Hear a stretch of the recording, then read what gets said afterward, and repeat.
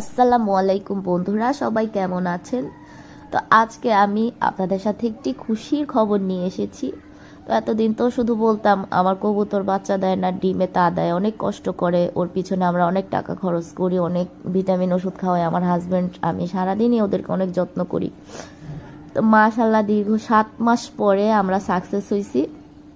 তো 2টা ডিম থেকে মাশাল্লাহ আলহামদুলিল্লাহ আমাদের 2টা কবুতরের বাচ্চা এসেছে।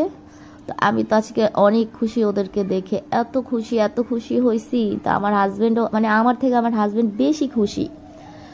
তো খুশিতে আমার চোখে পানি চলে আসছে, মানে আমি কান্না করে দিয়েছি ওদেরকে দেখা। যে আমার হাজব্যান্ড বলে যে না, ওদেরকে ফালাবো না, ওদেরকে কাটবো না, খাবো না, বিক্রিও করবো না।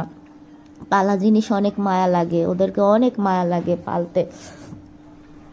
তো আমার যখন বাবু পেটে ছিল তখন আমার মা ওদেরকে আনছিল, 1 বছর 2 মাস হইল।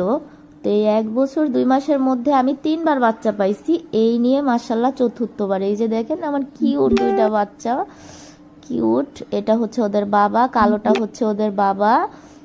এই তো ও তো অনেক কেয়ারিং মাশাল্লাহ, ও যে পরিমাণ কেয়ারিং।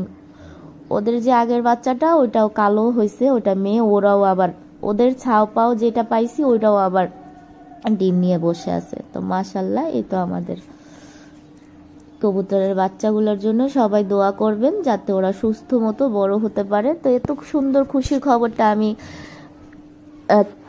মানে না বলে পারতেছি না, তাই খুশিতে আপনাদের সাথে শেয়ার করলাম। এই তো এই হচ্ছে সাদাটা হচ্ছে ওদের মা, খুবই শান্ত একটা কবুতর, আমার এত লক্ষ্মী কবুতর।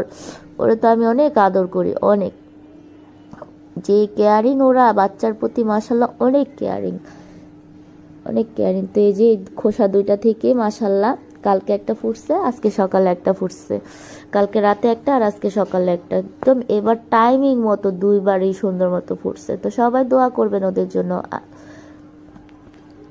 সবার দোয়াই সব কিছু, আল্লাহ পাক রহম করে। ধৈর্য হচ্ছে অনেক জিনিস, ধৈর্যের ফল মিষ্টি হয়। ধৈর্য ধরে ওদেরকে কেয়ার করছে, আল্লাহ আমাকে মিষ্টি ফল দিছে ইনশাল্লাহ।